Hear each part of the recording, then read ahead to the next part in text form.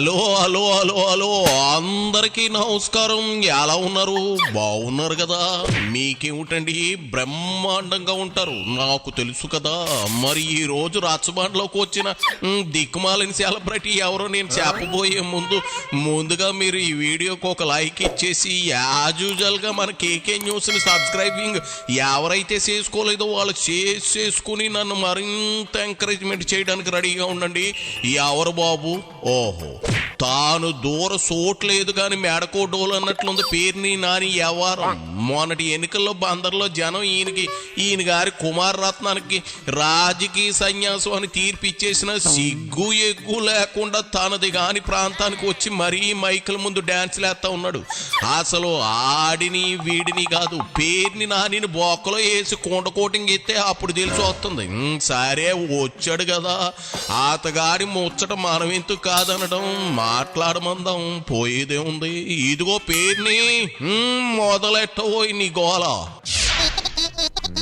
ప్రస్తుతం ఉన్నటువంటి కూటమి ప్రభుత్వం ఈ రాష్ట్రంలో శాంతి భద్రతలు పరిరక్షించాలి, రాష్ట్రంలో తమకు ఓటేసినటువంటి ప్రజల్ని ఎలా కాపాడాలి, నేరాలు జరగకుండా ఎలా అరికట్టాలనేది గాలి కొదిలేసి వైఎస్ఆర్ కాంగ్రెస్ పార్టీ నాయకుల్ని, వైఎస్ఆర్ కాంగ్రెస్ పార్టీ కార్యకర్తల్ని, ఎవరైతే ఈ ప్రభుత్వాన్ని ప్రెస్ మీట్లతో కానీ లేదా వ్యవస్థలో వారికి ఉన్నటువంటి మార్గం ద్వారా కానీ లేదా సోషల్ మీడియాలో కానీ ఎలా అయినా ఈ ప్రభుత్వం చేస్తున్నటువంటి మోసాలని లేదా కూటమి ప్రభుత్వం ఆడి తప్పిన హామీల్ని నిలబెట్టుకోమని నిలదీయటం కానీ ఇట్లాంటి ఏది చేసినా కూడా వారందరినీ తప్పుడు కేసులతో వేధించే కార్యక్రమం, పోలీస్ వ్యవస్థ మొత్తాన్ని ఈ రాష్ట్ర ప్రజల యొక్క పరిరక్షణ కోసం కాకుండా, శాంతి భద్రతల్ని కాపాడటం కోసం కాకుండా వైఎస్ఆర్ కాంగ్రెస్ పార్టీ కార్యకర్త దగ్గర నుంచి నాయకుల వరకు కూడా అందరినీ వేధించే కార్యక్రమమే ప్రధాన ఉద్యోగంగా పోలీసులను వాడుతున్నారు. ఇదిగో క్యారీ బ్యాగులు నాని అంటే అన్నాం అని ఎడుతావు గాని కూటమి ప్రభుత్వం వచ్చి పట్టుమని 5 నెలలు కాకుండా నేరాలు చేస్తా ఉన్నారు, మోసాలకు పాల్పడుతూ ఉన్నారు అంటూ లెక్చర్లు దంచుతున్నావు చూడు. నీ పీత బుర్రకి హ్యాట్స్ ఆఫ్. ఇక పీత బుర్ర అని ఎందుకు అన్నాననిదే కదా నీ అనుమానం, డౌటింగ్. అయితే పోలీసులు బొక్కలు వేసి మక్కలు ఎరగదనుతుంది. కూటమి ప్రభుత్వాన్ని విమర్శించారనో లేదా వ్యతిరేకంగా పోస్టులు పెట్టారనో కాదయ్యా పేరుని. కేవలం అంటే కేవలం గత 5 ఏళ్లలో మీ హయాంలో నోటికొచ్చినట్లు పిచ్చివాగుడు వాగి బూతులు తిట్టి ఇంట్లో ఆడాలను సైతం రాజకీయాల్లోకి లాగిన ప్రబుద్ధుల మీద కేసులు పెడుతున్నారు.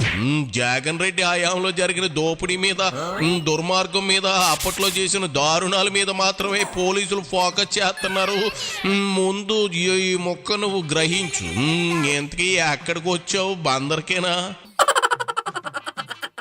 ఇవాళ గన్నవరం నియోజకవర్గంలో 2024 జనవరి మాసంలో కొంతమంది కొట్టుకుంటే దానిలో 326 క్రైమ్ రిజిస్టర్ అయితే దానిలో 5-6 ముద్దాయిలు అరెస్ట్ అయ్యి 6 రోజులు జైల్లో ఉండి బెయిల్ తీసుకుని జనవరి నుంచి వాళ్ళు శుభ్రంగా రోడ్ల మీద తిరుగుతుంటే అదే కేసుని ఇవాళ ఛార్జ్ షీట్ వేసేసారు, కంప్లీట్ ఫైనల్ ఛార్జ్ షీట్ వేశారు.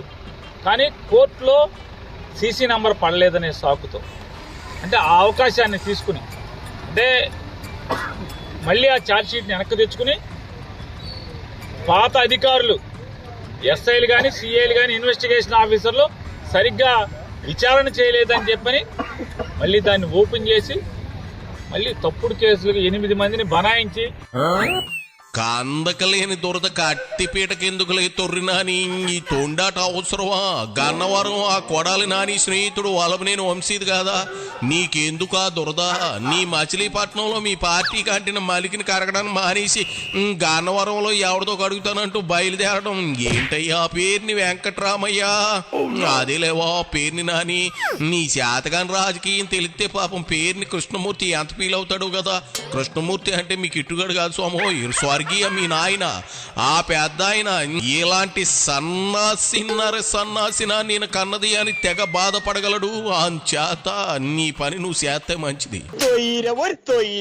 కానీ బెయిల్ కోసం మూవ్ చేస్తే నల్ల కోటేసుకుని ధర్మంగా వ్యవహరించాల్సినటువంటి పబ్లిక్ ప్రాసిక్యూటర్ కూడా పచ్చ చొంగాల ఒత్తిడికి లొంగి నాకు బెయిల్ పిటిషన్ నాకు అందలేదు, నాకు ఖాళీ లేదు, ఇట్లాంటి కుంటి సాకులతో 2 రోజులు దేకిచ్చి మళ్ళీ ఏం చేస్తారు, పోలీస్ కస్టడీకి కావాలంటారు. ఏముంది ఇక్కడ పోలీస్ కస్టడీకి? విచారణ అయిపోయింది, రెండోసారి విచారణ చేసావు, మళ్ళీ 10 నెలలు సంవత్సరం తర్వాత 10 నెలల తర్వాత మళ్ళీ దొంగ ముద్దాయిలుగా దొంగలను పెట్టావు, దొంగలుగా దొంగతనంగా ముద్దాయిలు పెట్టావు. ఇదిగో ముసలి తాత ముడత ముఖోనాని ఉడత అలా దూసుకెళ్ళింది. శివరాకర్ని ఏదో అన్నావు, ఓ పాలి మళ్ళీ చెప్పు. మళ్ళీ దొంగ ముద్దాయిలుగా దొంగలను పెట్టావు, దొంగలుగా దొంగతనంగా ముద్దాయిలు పెట్టావు. నీ తాసారావుల బోర్డు జగన్ రెడ్డి తాలూకా బ్లూ బ్యాచ్ అంతా ఇంతే ఉందేంటో, ముద్దాయిలను దొంగలు అంటావేంది బందర్నా అని. మీకు ఇటు ఓడిపోయేసరికి పిచ్చిగాని పీక్స్ చేరిందా ఏడు కొమ్మ తీసి. అబ్బా, నువ్వు రాజకీయ సన్యాసం తీసుకోవడం 100% కరెక్ట్. పోటీ చేయనడం కాదు, మోసుకుని కూర్చోవడం మేలు. ఇవాళ మీరు ఇన్ని తప్పుడు కేసులు రీఇన్వెస్టిగేషన్ మళ్ళీ ఓపెన్ చేసి ముద్దాయిలుగా మీరు పెడుతున్నారు కదా. పాత ఎస్ఐల్ని కానీ పాత సిఐల్ని కానీ ఎవరినన్నా మీరు సస్పెండ్ చేశారా, రిమూవల్ ఫ్రమ్ జాబ్ తీశారా? ఏదో తప్పుడు ఉద్యోగం చేశావు కదరా అని చెప్పని ఒక్కడినన్నా మీరు చర్యలు తీసుకున్నారా? తీసుకోరు. ఎందుకు తీసుకోరంటే మీరు చేసే దొంగ పనులు కాబట్టి. తీసుకుంటే చెప్పాలి కదా, మీ వ్యవస్థ తప్పుడు వ్యవస్థ అయిందని, మీ వ్యవస్థలోని కొంతమంది వ్యక్తులు తప్పుడుతనంగా ప్రవర్తించారన్నప్పుడు చర్యలు తీసుకోరా అని అడుగుతున్నారు. తీసుకోకుండా ఇట్లా కేసులు పెట్టి దుర్మార్గంగా ఒక మనిషి మీద 10 కేసులు 15 కేసులు ఎఫ్ఐఆర్లు కడతారు, దాన్ని కోర్టుకు పంపరు, ఆన్లైన్లో అప్లోడ్ చేయరు. అంటే ఎంత పోలీసు వ్యవస్థని పతనావస్థకి తీసుకెళ్తున్నారు. మీరు నేర్పిన విద్యే రాక్షసనాన్ని మీరు పోలీసులను ఎలా వాడారో మర్చిపోయావా? ఎంతమంది పేరున్న నాయకులని అరెస్టులు చేపించి కొట్టించారో మర్చిపోయావా? ఇవాళ టైం వాళ్ళకు వచ్చింది, ఎంజాయ్ చేయని తప్పే ఉంది. అది సరే, సమాజానికి ఈ సందర్భంగా మీ బాస్ ఇచ్చే మెసేజ్ ఏంటో ఓ పాలి చెప్పు పేరుని. రాబోయే రోజుల్లో ఇంకా దారుణాలు చేయాలి, అంతే కదా.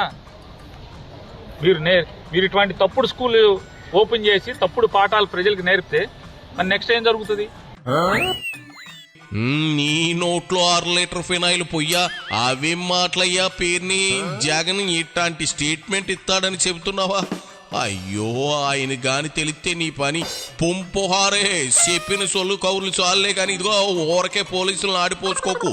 రేపు ఏదో ఒక కేసులో నువ్వు గాని దొరికితే నిన్ను బందర్ మార్కెట్లో మట్టగెడిసే. నీకు వెళ్ళి రావయ్యా తొర్రి పళ్ళనా అని పోపో.